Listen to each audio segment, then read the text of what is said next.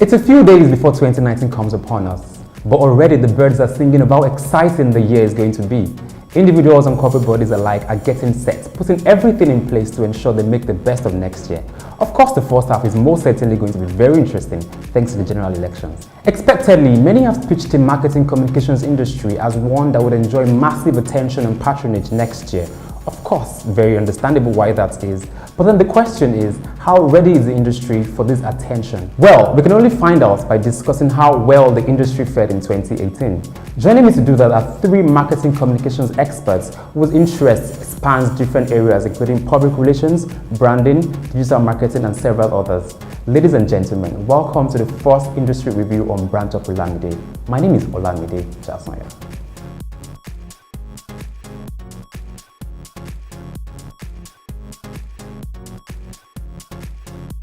First is Omolara Shitu, a communication strategist versed in the areas of public relations, event planning, stakeholder and crisis management, media and government relations. She has over the last 10 years distinguished herself as a worker par excellence, managing the reputation of top brands like Unilever Nigeria PLC, GSK, Suntory, and even product brands like Guinness, Knorr, Sensodyne to mention a few. She is currently group head with one of Nigeria's leading PR agencies, Brooks and Blake. Next is Akinlabi Akinbulumo, a brand strategy expert who has been developing creative ideas in the Nigerian business and information tech landscape for over a decade. After a short stint with Nakache Consulting, he joined Guaranty Trust Bank in 2009 and was critical to the company's robust growth on digital media platforms. He has since facilitated several brand development and management training programs. He is a creative, a strategist and author, and is currently on the board of directors for Trellis Group of Companies. Last but definitely not the least is Temitayo Ige, with over 8 years of experience in marketing communications, 6 of which are in digital marketing. She has strategically positioned some of Nigeria's biggest brands on digital, including Coca-Cola, Diamond Bank, Airtel Nigeria, FBN Capital, Standard Chartered Bank, amongst others. Temitayo has worked with several top agencies, including Wild Fusion, Ogilvy, and is currently the brand manager digital for BSDOL. Thank you for staying tuned. It's still Brand Talk with Olamide, and I'm Olamide Jasanya. Together with my colleagues today, we'll be taking a holistic look at how the industry has fared, the highs and the lows, and what needs to be done better. Welcome again, and yeah, let me start with you, Akinlabi. There was a recent publication about how the industry fared actually, and to a large extent it gave us a lot of props. Do you really agree with this outcome?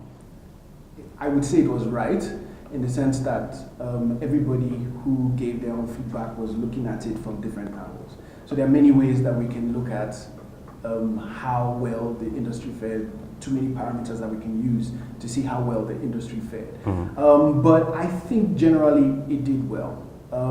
Especially from where it is that we've been coming from over the last few years in Nigeria, it did well. Is it where it's supposed to be? No, it's not where it's supposed to be. In my own personal opinion, I think that we've seen a bit more creativity. Yes, so we had a conversation earlier on about how we moved from the times when Nigeria was in a recession. And I think that the recession did well for us because people had to be a bit more creative because companies were not giving a lot of money and putting in a lot of budget to things, but still demanding results and still demanding a lot from their agencies. So a lot of people were more creative, right? Mm-hmm. A lot of people were more wanting to connect with people, so they started creating a lot of content. So we saw a lot of content being generated and everything. So in that line, I think that, you know, those figures showed that yes, that 50% said that the industry did really well, or 55% said the industry did really well. I think I like the fact that you analyze yours holistically, but then Omolara, speaking specifically about the public relations industry, what's your take on how well it fared this year? Okay, so I would agree to a very large extent with Akinlabi. The last couple of years, because of recession, has forced a lot of agencies to be actually very creative, because for you to be able to get reasonable budget from the clients, it then means that whatever you're putting forward has to be really creative. It's a known fact that PR has always been treated as a cousin of every other aspect of marketing communication. So it now actually berates a lot of responsibility on us as PR agencies to ensure that whatever we're putting forward is actually very creative. That's probably the only time you can be able to fight for reasonable budgets from the clients. Generally, I'll say the last 1 year has seen a lot of creative ideas coming out of the industry. Yeah. But is it the same thing, Timothy, for the digital marketing angle? I'd say yes, there's been the good, the bad, and the ugly. For digital, yes, it has fared well. There's been an increase in digital budget. Of course, because the numbers of people on digital has been growing year on year. So either a recession is happening or not, people are getting onboarded online because the cost of data has dropped significantly. So yes, so it's been good for digital in that people are now moving some of their budgets from other platforms to digital. And then you had the rise in content creators because everybody has really become creative. Your Maradis and Assisi have come up over the last 1 or 2 years. And then you have other influencers too. So yes, it has fared well. And then there's been a more holistic approach to campaign over the last 1-2 years. Digital is no longer treated as a bastard child because then you find there's a situation whereby campaign is about to break and then someone calls you and says, oh that's true, sorry, we forgot to brief you guys like a date when the campaign is breaking, so you really don't have much to do or come up with because of the timelines. So I mean there's been that more holistic approach to how planning is done with the more involvement of digital and digital agencies. In terms of it, not going well, I'd say because there's a lot of content, there's a barrage of information, and that comes with a barrage of adverts. I'm a consumer before I'm a digital person, so I understand the annoyance you get when, I saw a video yesterday where they simulated what seeing a YouTube ad looks like. You're watching TV and someone just comes and unplugs your TV and starts to play something ad for you. So there's a lot of adverts, and so the user experience online isn't really great anymore. So you see a number of people cutting back on certain platforms because they are running from the ads. In terms of stagnancy, I think that we're still playing in terms of what we do on digital platform is still very much status quo. I mean, there are a couple of trends we forecasted in 2016 that still not happened in 2018. So there's still a lot of status quo things. We're still using the same platform. It's almost just we're like in a loop for now, and hoping that in 2019 we'll break out that cycle. Oh, great. I like the fact that you want to add something? Yeah. So also, it's interesting that you say, what you said, but I've seen that because people have companies want to spend less on campaigns in general. Right? And like she said, you need to defend what it is that you're spending money on, right? Digital has enjoyed more of this because the digital guys can measure. That's what we sell. Yeah. So you can measure, you can say this is what the number of impressions, your reach, and all of that. However, the trick there is we can have those numbers without really having the real impact. Sure. I mean, it comes off of measuring the right things, because remember what we call vanity metrics. Most times a client comes to you and says, "Oh, I want my hashtag to trend." It's really a vanity metric. We can put it under awareness, but then sometimes you set your hashtag and you see people selling Bant and Brown. That doesn't really make sense. Yeah. So it boils down to what are the right metrics for my objective and focusing on it. It's not just about how many fans we have on our page and things like that. Fantastic. I'm still going to ask you guys more questions about what to look out for, but then before, I think I want to summarily say that I think the industry has grown and is in a very good space, seeing that you agree that digital is no longer the bastard child, and you mentioned that it's no longer the cousin. So I think to a large extent we're heading towards a very good direction. That's fine. So of course, we couldn't have had it all good this year, So let's discuss what are the areas. I mean, you already mentioned a few anyway, but then what other areas do you think we need to consciously, put efforts in to ensure that we get to our destination? Let me start with you, Temitayo. I think that, I've touched on that before, which is measuring the important things. Maybe for some FMCG brands, the number of followers they have, their likes are important because, for them it's top of mind, it's talkability that drives, their products in the market.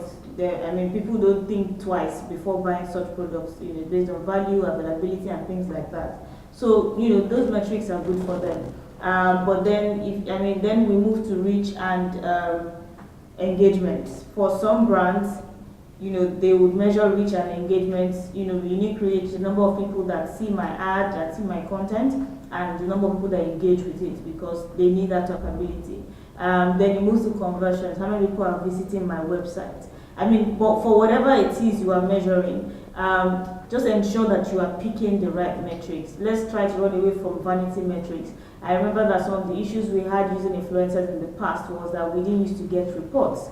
They'll just tell you, I've done 50 tweets like you've asked me, and then we move on. But thank God every of these platforms have insights. Sure. Twitter has, insights for your personal, even your personal account. So, more accountability is needed so that we are sure that whatever we're putting our money in, we're getting the exact returns for it. So measurement is very key. Fantastic, Temitayo. Akinlabi, you sit in the creative space. What are the things that you think we need to focus on, look into next year? Okay, so there are a couple of things, but one of the first things that I think is the biggest challenge that needs to be solved going into next year are the brand managers themselves. Oh, okay. So just jumping off what she said, if you have brand managers that are looking for the right things and are offering the agencies the right objectives and the right things that we can measure, then we will see an improvement, right?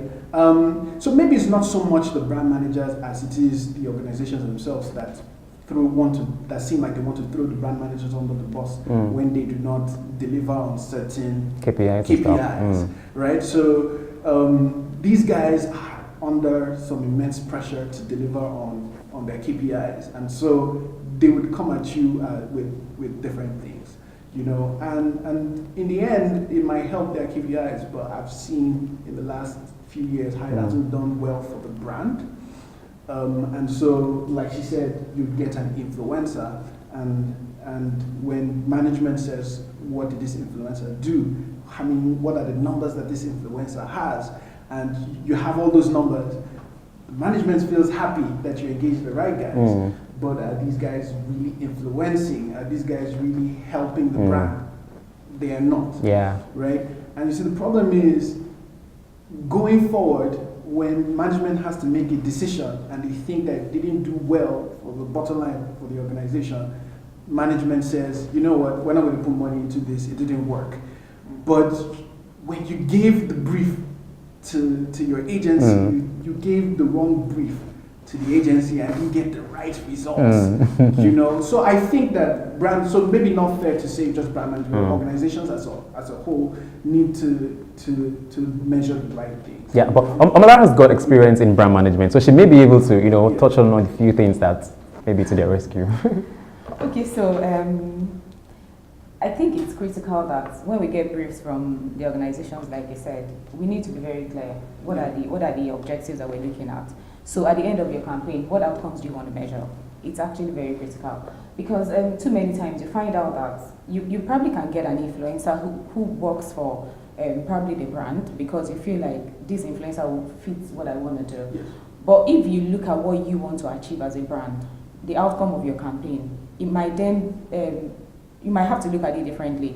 So I think going forward, it's imperative that organizations give agencies the opportunity to actually be consultants because really that's who we should be and that's how we should function. So it's okay for us to know that this is what you want, this is how you want your brand to go, this is the perception that you have for your brand, but it's also important that you have to work in synergy with the agencies and understand that there's a reason why you have them as consultants. So they should be able to tell you, I think this will work for the kind of outcome that you want. And then when they're giving us brief, the brief should be as holistic as possible. So from the get-go, I understand what the outcome you're driving at the end of the day. And then there's this thing about, so you mentioned maybe we shouldn't just talk about brand managers. So it's important to talk about brand managers and also talk about probably owners of the business. So the brand manager is giving you a brief. You have to ensure that the person that the brand manager reports to is also aligned with the kind of brief that the person is giving to you, and the outcome are actually aligned. Because at the end of the day, somebody is not saying something to you, and then at the end of the campaign, a bigger boy in the organization comes and says, oh, okay, that actually wasn't what we're trying to achieve. You get? Yeah, So it's important that the briefs that come to us, they ensure that those briefs are very holistic, and then they give us an opportunity to actually be consultant, because that's why they engage us. And then they should give us, the chance to actually bring value to the table. To the business. Great. Another point is, sort of jumping off that. Of course. Right? And this is not to keep saying that the problem is with the organizations themselves. I was going to ask. But I also think that organizations do not do a good job in sharing with their agencies their entire plans, right? So you bring an agency and you throw them a product, right? Or you throw them a service or something that you want to push out. But the truth is, on the back end, there's a line of products, a line of things that you have planned. And if we knew on this end what you had planned, we can see how to springboard from one campaign to the other, or from things you've done in the past, right? So we need to stop isolating these campaigns and products, right? Every campaign should be a build-up of the last, correction of the last. It should connect. We should see more springboarding, more connections with products. Okay. So, but if I may comment at this point, and you could say that I'm trying to defend the organizations, you know. But so let's look at it from the practitioner's point of view. Because there's been a lot of finger pointing. Can we talk about, can we look inwardly? What are the things that we are not doing as practitioners? What are the things that professionals, marketing and communications professionals, need to do? For next year, so it could be better. What are the things? I think that. Everybody throws the word think outside the box around a lot, but unfortunately that's where we need to go back to. We've done status quo for a while. We need to get to that point where we ourselves want more, not just for the accolades or the awards, but let's see ourselves more as business partners than, I'm just here to do my marketing bits, I don't know what else I can do for you. We need to look at it from a more holistic point of view. I remember one of the brands we used to work with, when we're doing our end of year, planning for the next year, at the end of 1 year, everybody comes to the table. Every agency, the business units, the business head, everybody comes to the table. And what happens next year is a derivative of the shortfalls of this year, what plus the objectives or what we're looking for in the next year. And if the shortfalls of this year were enough to cover next year, then there are no new objectives set. Those were your objectives for. So everybody sat at the table. And so the agencies saw themselves more business partners than errand people. Just do what I've asked you to do and move on. So there has to be more collaboration and more involvement. I'm not saying you show the agency your number, this is how much we're making, but things like how well we're faring in the market, or when we ran this campaign, we moved from here to here, or moved from here this way. It gives you, let there be more transparency of sorts from the business side, so that the agency really knows what they're up against, what they're dealing with, or how they're really impacting your business as they should. Great. So agencies should also demand for more. We should not just sit where the businesses have kind of put you and relegated you to. Like you said, we are consultants. If the brand, the business doesn't accord respect, you have to demand that respect. So we need to push ourselves more in terms of creativity. We need to push ourselves more in terms of creative effectiveness. It's not just for your advert to look good, but how does it impact the bottom line of the business. It's not just about the pretty ad, but so in terms of sometimes agencies, we can especially ad agencies, if we fall into, sometimes can say, oh, we want to create an ad that will win lorries, win cans, win crystal, but then is it just pretty for pretty sake, or does it really impact the business? Great. So in terms of creative effectiveness, we need to push ourselves. For digital, in terms of platforms, offerings, services, we need to push ourselves a lot more. We're falling, into that. Whenever I ask for a media plan, I get the same thing every time. There's nothing different. So it gets boring. I'm sure even people on those platforms are like that. So that same old cycle we're stuck in, we really need to move out of it. Great. Yeah. But I really don't think it's about pointing fingers, really. I mean, I would run away a little bit from using the word pointing fingers. I think it's probably looking for more ways to collaborate. Okay. So we're not saying, the client isn't doing enough to actually treat us that empower us. So I feel like it's a conversation about how do we collaborate more, because we're supposed to be an extension of your brand team. We're supposed to be an extension of your business. I don't even believe they should hide the numbers, because if I know the numbers, then I know what I'm supposed to be pushing. I know the ideas that I'm supposed to actually be bringing forward and saying. That's for more retention. But it helps, because if you know the numbers, you then know that you need to do a little bit more. It can be probably from the angle of advisory, it can be from the angle of probably just giving them feedback and saying, this is what the market looks like, we think we should actually push more on this angle. So for me, I think it's a big conversation about being more collaborative with what you do. So when you're giving the agency a brief, don't hide some. Don't think, this is what we think you should know. Bring everything to the table. Let's take the ones that we feel, would help us to run better on this campaign. Let's discuss all the options. Let's give you all the alternatives there are. Because at the end of the day, that's why we're there. Sure. So ask us all the questions, bring all the whatever to the table, let's discuss, let's trash it, then let's take the ones that we feel will be beneficial to your campaign at the end of the day. And then I think the industry probably will work better that way. Correct. Yeah, so totally agree. And yes, it's okay if they show us the numbers and then the agencies ask for more retainer. Great. Because the truth is, if we're making you more money, we should be paid more money. Sure. And then we will make you more money, and then it's a beautiful cycle. But I'd like to say, but I'd like to be even a bit more radical in the sense that, like she said, if you're thinking about ways to collaborate with us and you see us as extensions of yourselves, then if your marketing or your brand or whatever team is a part of your organization, you don't see it as a silo. You guys are just marketing, but you guys impact the business as a whole. Right? I think one of the biggest problems is even the marketing teams within the companies are seen as outsiders. You're the guys that are spending money, right? We don't like you guys. I've seen, because I've worked from the inside, and we were the bad guys, the guys that were always spending money, were the ones that were hated, right? You're not bringing us money. And I'm like, that's not true. We're the guys who bring you the money. We're the guys who make sure that when guys go out to sell, it's easy for them. It's easy for them, right? And even more importantly is the fact that I think that now more than ever people need to see that marketing is a big part of product development. True. Because we are the ones where the feedback comes, and we're the ones who tell you that this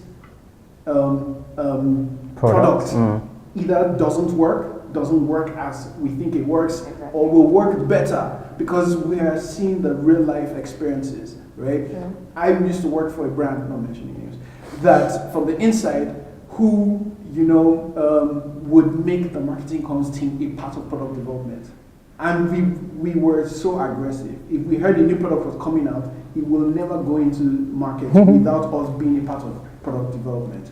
And what happened was, in the end, every time people experienced those products, it felt like it was.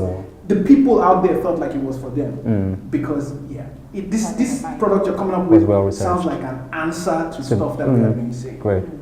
It's been an insightful session so far, but then there's a lot more that needs to be said when we come back. Welcome back, ladies and gentlemen. It's still Brand Talk with Lamide, and we're still discussing the industry, the marketing communications industry. So far, we've been able to touch on very important points, but we're not done. I'll move to Akinlabi right now. Let's talk about the trends to look out for next year. Next year promises to be a very exciting year for everybody. So, what are the trends that we can expect to happen next year? I think if you're going to just look at trends in general, you just see where the entire world is going, right? So there's the Internet of Things now. So you see how technology is going, and technology is giving feedback to companies from users to say, this is what the life of the person that is using your product is like. Right? I mean, it's really about connecting with people, understanding them and connecting with people, right? Understanding how your products, your brand intersects with the lives of the people who use what it is, right? So I'm thinking that a lot of the things that we will see, yes, a good number of them will be digital based, you know, but really it's about connecting with people. A lot of the trends we will see will be about connecting with people and showing how the lives of people intersect with the life of the brand. Yes. Omolara, are there particular trends you're looking to, like you think may happen in the PR angle of it? Okay, so for PR going into 2019, I think something that has probably come forward very strongly this year is the fact that people want to engage, brands also want to engage, but because social media is very saturated, so whether we like it or not, traditional PR is actually moving towards digital? Exactly, towards digital. So these days we're beginning to talk about digital PR a lot. But for digital PR, something that drives it very well or effectively is narratives. So you don't want to draw your brand at people just for the sake of throwing brands at them, because nobody really is interested in your brand story. So the question that begs for an answer is, how do you engage your audience? How do you engage your target audience? So what PR needs to do in 2019 is, how do we shape the narratives in such a way that there's a lot of human interest angles in our stories. So even if we're going on digital, we know that digital PR will probably drive a lot of our engagement in 2019. But something that is very critical is, when you're writing a blog post, it's not just about the brand anymore. There has to be a human angle perspective to it. There has to be a third party kind of angle to it. So when I'm reading it, I probably see myself in whatever story I'm reading. So it's not just the brand throwing things at me just for the sake of, you just want to sell your brand. So I think that's something that will be very huge for PR going into 2019. How about you, Temitayo? I think for digital, of course, the more data prices crash, the more affordable smartphones are, the better for us, because that means there's more uptake on digital. So, I mean, year on year, there's been about 10 to 15% growth on digital. So we expect some more growth. That means there's going to be more spend to reach those people. Currently, we're about 40% penetration of the population. Expect that to grow.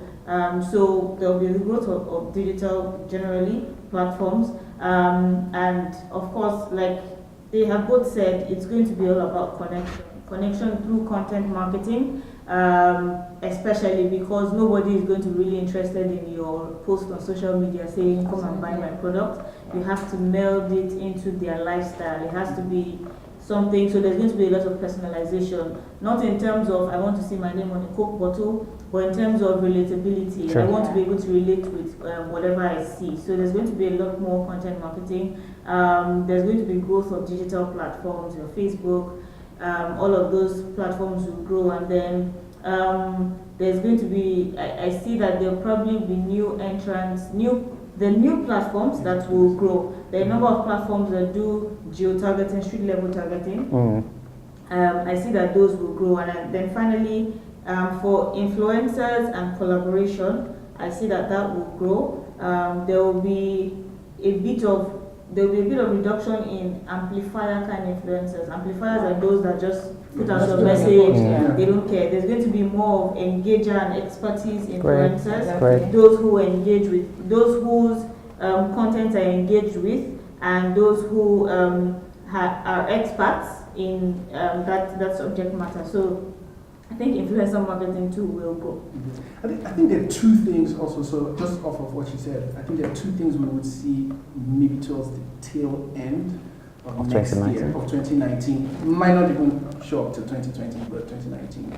And that is, I know it was funny because earlier on she said that there has been a lot of projections that haven't been seen. And one of them is the use of augmented reality, right? And that is that for like 2 years. For 2 years, we have not seen it, right? But I'm thinking we're getting there, and the reason is because of what she said, which is if we need to see more people feel like more personalized experiences, then we will need to use the likes of augmented reality to show people who are in digital spaces but still experience real life, to see like some real life Yeah, experiences. experiences. So we will see a lot of augmented reality. We wouldn't even just only see it in digital spaces. We would see people in activation. Yeah, Yes. yeah, yeah. But Since you mentioned. immersed. Immersed there. activation. Yeah, fantastic. With all this that you three have said, I cannot wait for 2019. So that's about the most we can take on this edition of the review on the industry on Branch of Olamide, and then we do hope that we've been able to drop some insights as to how 2019 is going to be, and we hope that you learned a thing or two. Thank you for staying tuned. My name is Olamide Dasanya, and it's still Brand Talk with Olamide.